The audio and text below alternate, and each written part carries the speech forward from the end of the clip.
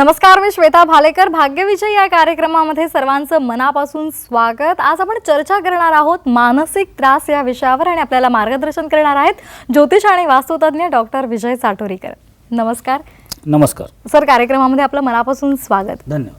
आपण चर्चेला सुरुवात करणार आहोत, पण तत्पूर्वी सरांविषयी थोडक्यात माहिती जाणून घेऊयात. वास्तुशास्त्र आणि ज्योतिष या तीनही विषयामध्ये सरांच्या गेल्या 3 पिढ्या या कार्यरत आहेत. त्याचबरोबर सरांनी या दोन्ही विषयामध्ये PhD सुद्धा केलेली आहे आणि या क्षेत्रातल्या कामगिरीसाठी सरांना विविध पुरस्कारांनी सुद्धा सन्मानित करण्यात आलेलं आहे आणि त्यासोबतच नवरत्नांचा सरांचा सखोल अभ्यास आहे. चला तर मग सुरुवात करूया आजच्या विषयाला. आजचा विषय आहे मानसिक त्रास. सर, मानसिक त्रास हा खरं तर खूप खूप खूप म्हणावा तर गंभीर आहे, कारण याचा परिणाम तुमच्या कौटुंबिक आयुष्यावर होतो, नोकरीवर होतो, शिक्षणावर होतो, त्यामुळे याची व्याप्ती खूप आहे. तर हा मानसिक त्रास हा जेव्हा सुरू होतो त्यामागचे कारणं नेमकी काय असू शकतात कुंडली आणि वास्तुशास्त्राचा विचार केला तर? श्वेता, मागच्या 27-28 वर्षापासून मी या क्षेत्रात काम करतो. मी पाहतो की हे जे तू जसं म्हणलेस की खूप खूप त्रास होतो मानसिक त्रासाचा. आता पहिल्या काळामध्ये आणि आजच्या काळामध्ये बराच बदल झालेला आहे. जेव्हा माझ्या लहानपणी कसं होतं की घरातले जे संस्कार असायचे किंवा घरात एकत्र कुटुंब पद्धती असायची, त्याच्यामुळे बरेच यश अपयश किंवा बऱ्याच गोष्टी मनासारख्या मिळायच्या नाहीत, तर त्याच्यामुळं नाराज होणं हा गोष्टी नव्हत्या. किंवा शेजारी पाजारी सुद्धा आपल्याला एकदम घरच्यासारखं प्रेम करायचे किंवा रागवायचे पण. तर आजकाल तसं नाही आहे. आजकाल तू पाहिलास ना की प्रत्येकजण स्वतःशी एकदम एकलकोंडा ज्याला म्हणतो ना आपण, तसं जगतायत सगळेजण. मग हा जो मानसिक त्रास आहे ना, एक तर आपल्या जीवनाच्या जडणघडणीचा एक भाग असतो की आपण कोणत्या वातावरणात वाढलेलो आहोत, आणि दुसरी गोष्ट ग्रहांची स्थिती पण तिथं तेवढीच महत्त्वाची असते.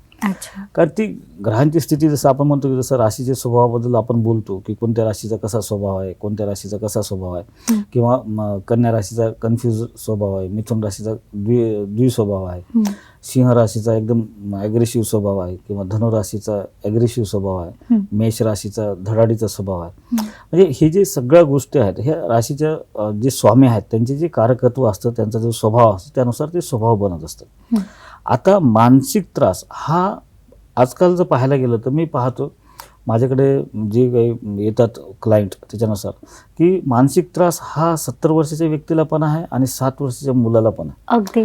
कारण माझ्या काळामध्ये डिप्रेशन नावाचा शब्दच नव्हता. आता आज माझ्याकडे 8वीच्या मुलाला त्याचे पालक घेऊन येतात आणि हा डिप्रेशन मध्ये गेलाय म्हणून मला सांगतात. मला हा प्रश्न पडतो की डिप्रेशन मध्ये जाण्यामागचं कारण काय?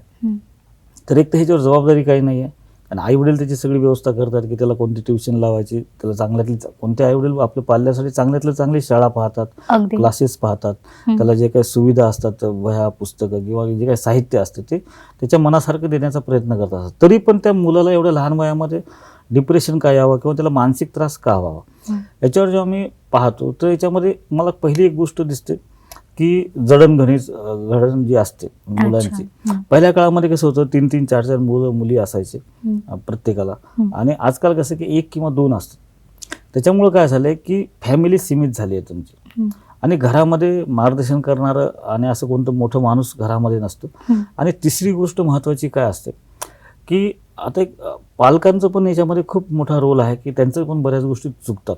त्याचं कारण काय की पहिल्या काळामध्ये कसं असतं की परिस्थितीनुसार लोक आपल्या मुलांना सगळ्या सुविधा उपलब्ध करून द्यायचे. एखादी गोष्ट नसेल तर नाही म्हणायचे, स्पष्ट सांगायचं की हे देणार नाही. किंवा आई वडिलाला एखादी गोष्ट, आता माझ्याच लहानपणी मी सांगतो, मी जेव्हा शाळेत होतो तेव्हा मला वर्षातून एकदा पेन घेऊन दिलं जायची, आणि ती 2 कांड्याची असायची. त्यात एक लाल रंगाची कांडी असायची आणि एक रिफिल असायची आणि एक ब्ल्यू कलरची रिफिल असायची. त्याच्यानंतर बाय चान्स समजा माझ्या हातातून ती पेन हरवली तर त्याच्यानंतर माझी हिंमत नसायची की घरी ती पेन पुन्हा मला घेऊन द्या म्हणून म्हणायची. आता कसं आहे की तुमची रिफिल संपली की तुम्ही पेन चेंज करून टाकता. तर हा जो डिफरन्स आहे, हा डिफरन्स फार बारकाईनं आपण पाहायला पाहिजे. दुसरी गोष्ट काय की आता माझ्या लहानपणी मला ज्या गोष्टी नाही मिळाल्या तर मी माझ्या मुलाला ते देण्याचा जास्त प्रयत्न करतो, किंवा माझा मुलगा असेल किंवा मुलगी असेल त्याच्यापेक्षा जास्त देण्याचा प्रयत्न करतो. आता बरेच मुलं जे आहेत मी पाहतो की कॉलेजमध्ये गेल्यानंतर कोणाला 8वीपासून डिप्रेशन येतं, कोणाला 10वी 11वी नंतर डिप्रेशन येतं, कोणाला फर्स्ट इयरला डिप्रेशन येतं.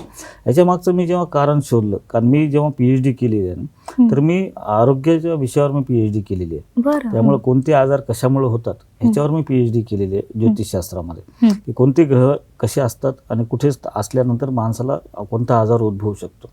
तर महत्त्वाची जेव्हा त्याच्यामध्ये मी जवळपास 25,000 पत्रिकाचा मी अभ्यास केलेला आहे. आणि ती करत असताना माझ्या जाणवलं, आणि एकीकडे मी पत्रिकेचा पण अभ्यास केला आणि एकीकडे त्यांच्या जडणघडणीचा पण अभ्यास केला. तर दोन्हीमध्ये काय गोष्ट असते की मुलांना, आजकालच्या मुलांना पालक नाही हा शब्द शिकवत नाहीत. अच्छा. त्याच्यामुळे काय आहे की लहानपणापासून पाल्यांना जोपर्यंत त्यांना कळायचं वय येतं तोपर्यंत त्यांना मनासारख्या सगळ्या गोष्टी मिळत जातात. पण जेव्हा ते स्वतः स्पर्धेमध्ये उतरतात, म्हणजे 12वी 11वीच्या नंतर 10वीच्या नंतर कॉलेजला नंबर लागणं महत्त्वाचं असतं. तिथं आईवडिलाचं हे नाही चालत की तुमच्या मार्कशीटवर, तुमच्या प्रोग्रेस रिपोर्टवर डिपेंड असतं की तुम्हाला कोणतं कॉलेज मिळणार. बरोबर. आणि त्यानुसार मग त्यांना ते कॉलेज मिळतो. किंवा 12वीच्या नंतर एखादं चांगलं कॉलेज पाहिजे असेल त्यांना इंजिनिअरिंगसाठी किंवा कोणत्याही गोष्टीसाठी, तर ते मिळण्यासाठी तुम्हाला तुमची मेहनत महत्त्वाची असते. तर अशा वेळेला तुम्हाला त्या मुलांना जेव्हा ते मनासारखं मिळत नाही, मग ते कुठेतरी स्वतःला मानसिक त्रास करून घेतात. इतके दिवस माझ्या मनासारखं झालं ना, आता काय नाही झालं. पण कोणत्याही परिस्थितीमध्ये आपण यश अपयश असू, कोणत्याही परिस्थितीमध्ये संघर्ष करण्याची जी मानसिकता आहे ती आजकालच्या मुलांमध्ये नाही आहे. त्याच्यामुळे मानसिक त्रास जास्त होतो. आता त्याचं कारण पत्रिकेनुसार जर आपण पाहिलं तर एक गोष्ट अशी आहे की तुमच्या पत्रिकेतला चंद्र हा मनाचा कारक असतो. आणि चंद्र कोणत्याही ग्रहाच्या सोबत जेव्हा बसतो त्या ग्रहानुसार त्याचं मन बदलत असतं. आता तुमचा चंद्र जर शनीसोबत असेल तर शनी हा नैतिकता नीतिमत्तेचा ग्रह आहे. आणि तो प्रामाणिकाने स्पष्ट बोलणार आहे, थोडा कठोर आहे. फक्त काय होतं की मन, तुमचा चंद्र त्याच्यासोबत जेव्हा असतो तेव्हा तुमची मानसिकता आणि तुमची बुद्धी ही एकत्र काम नाही करू शकत. तिथे कुठेतरी तुम्हाला मानसिक त्रास होतो आणि मग तुम्हाला डिप्रेशन यायला लागतं. म्हणजे थोडे मनाच्या विरुद्ध गोष्ट झाली. म्हणजे पहिल्या काळामध्ये कसं होतं की शेजारी पाजारी सुद्धा तुम्ही चुकला तर 2 तुम्हाला मारून निघून जायचे. पण आता असं झालं की तुमच्या घरात तुमची सख्खी आत्या असेल किंवा मावशी असेल, तिनं जर येऊन तुम्हाला काही शहाणपणा शिकवायचा प्रयत्न केला तर तुम्ही लगेच तुमच्या पालकांना सांगता, आईला सांगता की तुझ्या बहिणीला समजून सांग, ती मला असं बोलली, किंवा पप्पाला सांगतात की तुमच्या बहिणीला असं सांगा, ती मला असं. म्हणजे आता ह्यांना कोणी शिकवण्याचा प्रयत्न किंवा ह्यांची चूक काढण्याचा प्रयत्न केला की ह्यांना मानसिक त्रास होतो. त्याचं कारण असतं की हे जे शनी आणि चंद्र एकत्र येतात आणि ते त्यातल्या त्यात ते षष्टम स्थान. ते जे षष्टम स्थान असतं ना, हे आरोग्याचं स्थान असतं. आता शनी आणि चंद्र जर षष्टमात असतील तर त्यांना मानसिक त्रास जास्त होतो किंवा डिप्रेशनचा त्रास जास्त होतो. कारण त्यांना पहिल्यापासूनच त्यांना दुसऱ्यावर डिपेंड राहायची सवय असते किंवा ते प्रत्येक गोष्टीचं कारण शोधतात आणि ते कोणावर तरी ब्लेम करायला लागतात. आता याच्यामध्ये मी सगळ्यात जास्त पाहिलं, आता कर्क राशीच्या लोकांमध्ये मी पाहिलं की कर्क राशीचं स्वामीच चंद्र आहे. बरोबर. आता त्यांच्या चंद्रासोबत जर शनी कोणत्याही स्थानामध्ये आला तर ह्या लोकांमध्ये मानसिक त्रास जास्त संभवतो. कारण एक तर हे मनानं कमजोर असतात, इमोशनल असतात, भावनिक असतात, आणि त्याच्यासोबत शनी आल्यानंतर त्याला आपण विष योग म्हणतो. हा योग आल्यानंतर काय होतं की मला मनासारखा जॉब लागला नाही तर ते आईवडिलाला दोष देणार, किंवा मनासारखं शिक्षण झालं नाही तर ते आईवडिलावर ब्लेम करणार. पण प्रयत्न तुला करायचे असतात ना. मग कुठेतरी सुरुवातीला काय असतं की पालकांचं पण चुकतं तिथं, आणि मग ती ग्रहांची स्थिती न जाणून घेता त्याची परिस्थिती त्याच्याकडे जास्त इमोशनली ते पाहतात आणि त्याला जास्त ती सवय लावतात आणि मग तो त्याचा फायदा घ्यायला लागतो. तर त्याकरता मला असं वाटतं की तुमच्या घरामध्ये कोणत्याही लहान व्यक्तीला, मुलाला किंवा कोणालाही जर मानसिक त्रास होत असेल तर जाणकार व्यक्तीचा सल्ला घेतला पाहिजे. त्याचं चंद्र नेमकं कोणत्या ग्रहासोबत बसलेलं. आता मानसिक त्रास अनेक गोष्टीमुळे होतो. तर तो आपल्या घरातल्या व्यक्तीच्या वागण्यामुळे होऊ शकतो, कामाच्या ठिकाणी होऊ शकतो जसं तू म्हणलीस, किंवा शाळेमध्ये सुद्धा एखादे टीचर तुम्हाला बोलत असतील किंवा ते तुमच्या चुका काढत असतील किंवा तुम्हाला अप्रिशिएट करत नसतील तर तिथेही मानसिक त्रास होतो. तर हे जे मानसिक त्रास आपण किती मनाला लावून घ्यायचं हे आपल्यावर डिपेंड असतं. ते आपल्या ग्रहमानावर डिपेंड असतं. त्यासाठी आपल्या घरातल्या कोणत्याही व्यक्तीला, कोणत्याही वयातला तो असो, तर त्याला जर असा त्रास होत असेल तर माझं म्हणणं आहे की तुम्ही सायकॅट्रिस्टला नंतर दाखवा, आधी तुम्ही एखाद्या ज्योतिषाला दाखवा की जेणेकरून त्याचा स्वभाव काय, त्याची विचार करण्याची पद्धत काय आणि तो समोरच्या माणसाला कसं समजून घेऊ शकतो. त्यानुसार त्याला काही उपदेशाची गरज असते, समुपदेशनाची गरज असते, आणि काही गोष्टी ज्या असतात की त्याचं मन कठोर करणं म्हणतो आपण, किंवा काही गोष्टी इग्नोर करणं. आता मानसिक त्रास का होतो की प्रत्येक गोष्ट आपण मनाला लावून घेतो, त्याच्यामुळं आपल्याला मानसिक त्रास होतो. पण आपण जर इग्नोर करायला शिकलो तर बराच त्रास आपला कमी होतो. तर आपल्या कुंडलीमधली ज्या ग्रहांची स्थिती आहे त्यानुसार काही रत्न असे असतात की त्याच्यामुळे तुमची मानसिकता कठोर बनू शकते, तुम्ही काही गोष्टी इग्नोर करू शकतात, तुम्हाला प्रॅक्टिकल काय आहे आणि प्रोफेशनल काय आहे जीवन हे कळू शकतं. त्यानुसार जर तुम्ही जाणकार व्यक्तीचा सल्ला घेऊन आपल्या पत्रिकेवरचे उपाय जर करून घेतले तर मला वाटतं हा जो मानसिक त्रास ज्या लेवलला जातो, आता माझ्याकडे असे भरपूर क्लायंट येतात की ते त्यांना शिझोफिनिया झाला आहे. आता शिझोफिनिया हा आजार जरी असला तरी एक मनाची अवस्था आहे, पण ती मनाची अवस्था का असते, का निर्माण झाली, की काहीतरी त्या व्यक्तीच्या मनाच्या विरुद्ध निर्माण झालं आणि ती सातत्याने घडलेलं आहे, त्याच्यामुळे त्याच्या मनामध्ये ती गोष्ट बसलेली आहे आणि मग तो ऐन वेळेला पॅनिक होतो किंवा काही होतो किंवा चुकीच्या गोष्टी करतो. तर अशा वेळेला मला असं वाटतं की त्याची मानसिक स्थिती जाणून घेण्यासाठी आणि त्याच्यावर घरातल्या सगळ्या कुटुंबांनी मिळून त्याला कसं बाहेर काढायचं ह्याच्यासाठी तुम्ही ज्योतिषाचा सल्ला घेणं फार गरजेचं असतं, की जेणेकरून तुम्हाला घरात वागता आलं पाहिजे, त्यासोबत कसं वागलं पाहिजे. किंवा एखाद्याला तुम्ही सरळ म्हणत असताल की तू आता बऱ्याच ठिकाणी असतात की आई वडील थोडे किंवा वडील जे असतात थोडे ॲग्रेसिव्ह असतात, रागीट असतात, छोट्या छोट्या गोष्टीला मुलाला म्हणते तू काय मूर्ख आहेस का, तुला कळत नाही, तुझ्या ते होणार नाही, तू हे करू शकत नाहीस. तर हे जे सातत्यानं ऐकलेलं असतं ना त्याच्यामुळे त्याच्यातला कॉन्फिडन्स हरवून गेलेला असतो. तर ही वागण्याची पद्धत किंवा आता बरेचदा लहान मुलं सुद्धा आजकाल माझ्याकडे जे सिनियर KG ज्युनियर KG असतील किंवा फर्स्टला असतील सेकंडला असतील अशी मुलं सुद्धा शाळेत जायला अचानकच घाबरायला लागतात. तर असं काय घडलेलं असतं की ते पहिले 2 वर्ष जातात नंतर एकदम 3ऱ्या वर्षी घाबरतात.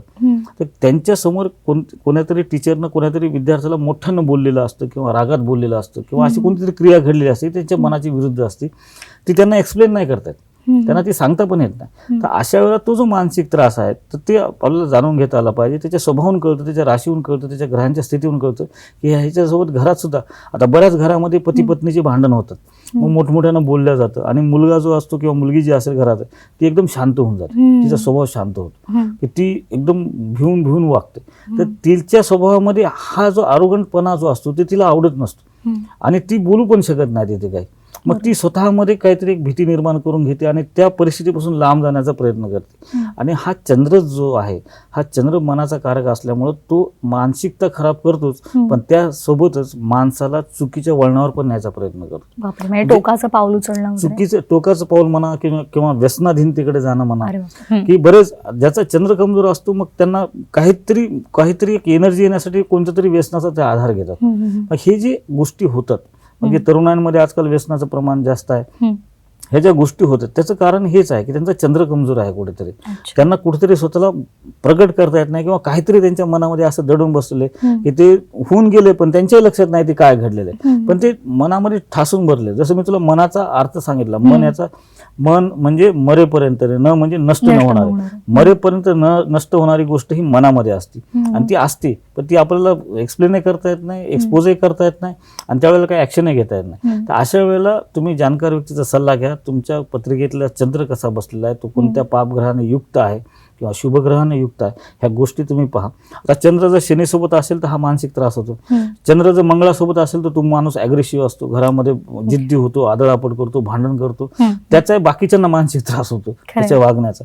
तर ह्या सगळ्या गोष्टी ज्या आहेत ह्याचा पण आपण जाणकार ज्योतिष सल्ला घेऊन त्याच्यावर उपाय केले पाहिजेत आणि नक्कीच त्याच्यामुळे मला असं वाटतं की बऱ्याच प्रमाणामध्ये हा जो त्रास होतो तो कमी होऊ शकतो. अगदी. त्यामुळे सर सांगतात तसं मानसिक त्रासाला अनेक घटक जरी कारणीभूत असले तरी तो कमी करण्यासाठी तुम्हाला अवश्य तुमच्या कुंडलीमधले ग्रहमान कसे आहेत, त्यावर काय उपाय करता येतील हे पाहणं महत्त्वाचं ठरणार आहे. आणि तुम्हाला सुद्धा सरांचा सल्ला जर घ्यायचा असेल तर सध्या स्क्रीनवर जे संपर्क क्रमांक दिसतात ते आवर्जून लिहून घ्या आणि सरांशी संपर्क साधा, सरांची भेट घ्या आणि त्यावर उपाय शोधा. आज आपण चर्चा करतोय मानसिक त्रास या विषयावर आणि आपल्याला मार्गदर्शन करतायत ज्योतिष आणि वास्तुतज्ञ डॉक्टर विजय साटोरीकर.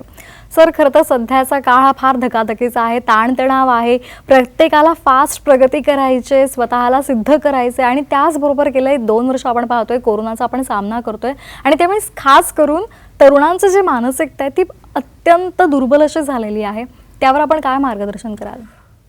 खरे हे प्रश्न सध्याचा पाहिला ना अत्यंत महत्त्वाचा प्रश्न आहे. सध्या माझ्याकडे जेवढे क्लायंट येतात, जेवढे तरुण पाहतो, त्यांची पालकांचा विषय पाहतो आणि पालक ज्या चिंतेनं माझ्याकडे त्यांच्या मुलांना घेऊन येतात, खरंच कधी कधी असं वाटतं की हृदय हे होऊन जातं. काय झालेलं आहे की स्वप्न प्रत्येकजण पाहत असतो आणि महत्त्वाकांक्षा प्रत्येकामध्येच असते, थोडीफार प्रमाणात कमी जास्त असते, पण काय होतं की आता ही जी पेंडेमिक परिस्थिती निर्माण झाली मागच्या 2 वर्षामध्ये की प्रत्येकांनाच ब्रेक लागलं कुठंतरी आणि मनात नसताना थांबावं लागलं प्रत्येकाला. मग कोणाचे नवीन व्यवसाय सुरू झाले असतील त्यांना थांबावं लागलं, त्यांचा व्यवसाय बंद झाला, किंवा एखाद्याची नोकरी मागच्या 10 वर्षापासून खूप चांगली चालू होती आणि अचानकच हे पेंडेमिकमुळे त्यांना ब्रेक मिळाला किंवा जॉब त्यांचा गेला. किंवा कौटुंबिक जीवनामध्ये सुद्धा अशा काही बऱ्याच गोष्टी घडल्या की त्याच्यामध्ये पती पत्नीमध्ये गैरसमज झाले, त्याच्यामुळे वैचारिक मतभेद निर्माण झाले किंवा कौटुंबिक कलह निर्माण झाले, त्याच्यामुळे कुटुंबामध्ये विभाजन झालं, ह्या पण गोष्टी झाल्या. तिसरी गोष्ट म्हणजे सगळ्यात महत्त्वाची विद्यार्थ्यांमध्ये, विद्यार्थी सुद्धा माझ्याकडे असे त्यांचे पालक घेऊन येतात तेव्हा मी पाहतो की ह्या पॅन्डेमिकमुळे काय झालं की काही काही विद्यार्थ्यांनी तर इतकी ही गोष्ट मनाला लावून घेतली. एक उदाहरण म्हणून सांगतो, माझ्याकडे एक मुलगा आला, तो त्याचे आई वडील रिटायर होते, जवळपास 60 वर्ष वडिलाचं वय असेल आणि त्याच्या आईचं काहीतरी 58 का 57 वय होतं आणि ते एकुलता एक मुलगा होता. आणि त्याचे आई वडील माझ्याकडे आले मागच्या वर्षीची गोष्ट, सेकंड लॉकडाऊन लागल्यानंतरच.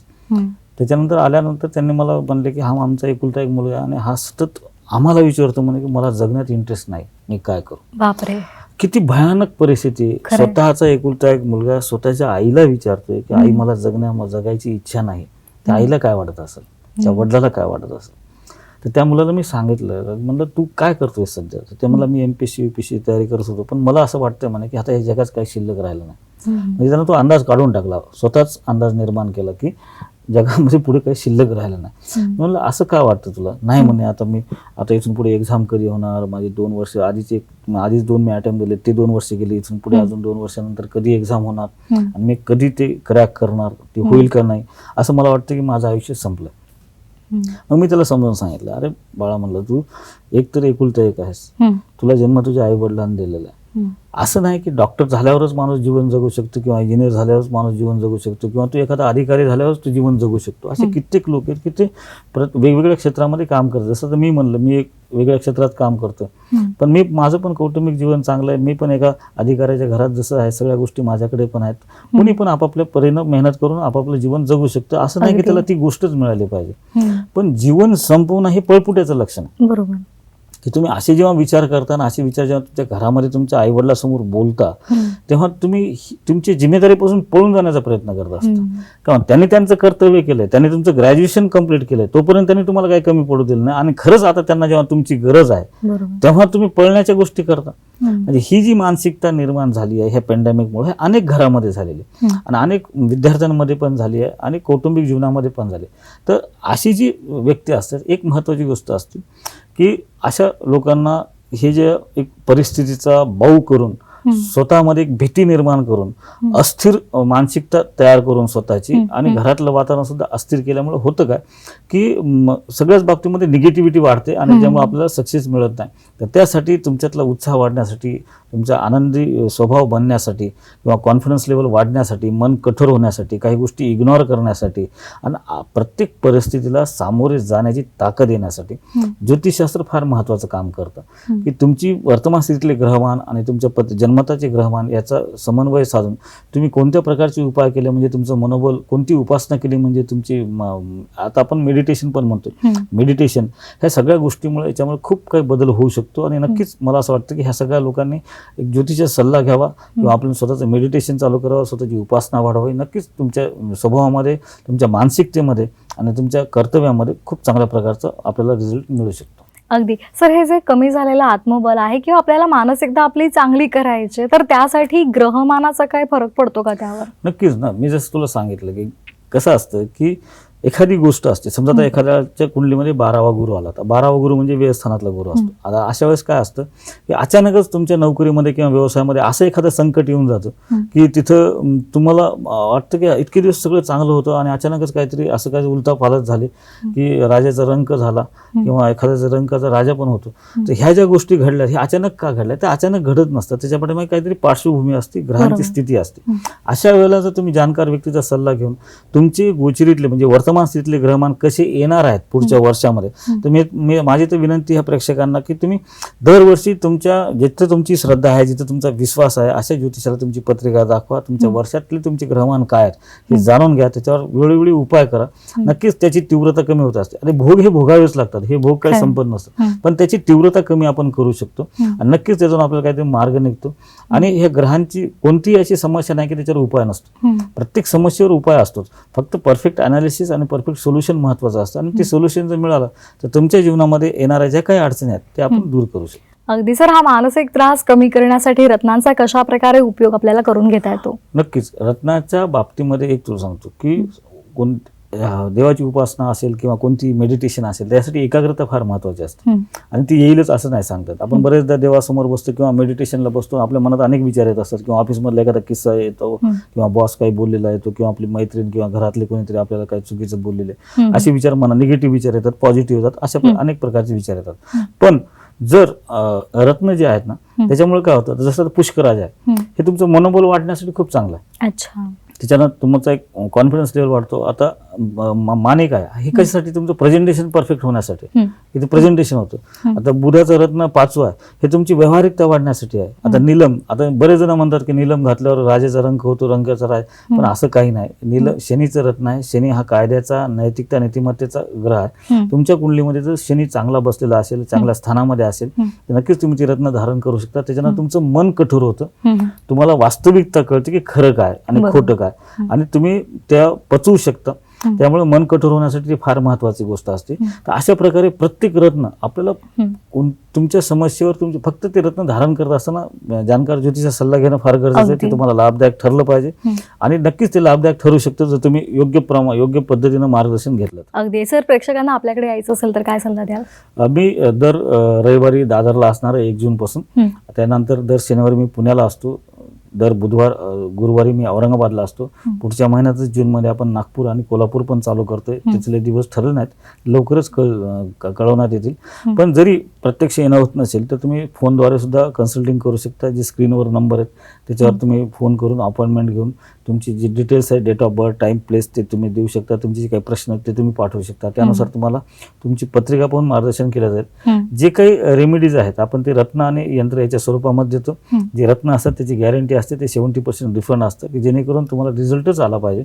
आणि एकदा रिझल्ट आल्यानंतर तुम्हाला भविष्यामध्ये कधीही तुम्हाला जर कन्सल्टिंग पाहिजे असेल तर आपण 1 टाइम फीस घेतो. 1000 रुपये लाईफ टाईम फीस आहे. तुम्हाला कधीही भविष्यात तुम्हाला मार्गदर्शन लागलं तर आपण फ्री ऑफ कॉस्ट देतो. आणि तुम्हाला सुद्धा सरांचं मार्गदर्शन घ्यायचं असेल तर स्क्रीनवर जे क्रमांक दिसत आहेत ते लिहून घ्या आणि त्यावर संपर्क साधून सरांचा सल्ला अवश्य घ्या. सर, मानसिक त्रास या विषयावर आपण खूप छान पद्धतीने आम्हाला मार्गदर्शन केलं, त्याबद्दल सर्वांच्या वतीने मी आपले आभार मानते. धन्यवाद. पुढच्या आपण कार्यक्रमामध्ये वेगळ्या विषयाला हात घालणार आहोत. तत्पूर्वी इथेच वेळ झाला थांबण्याची. नमस्कार.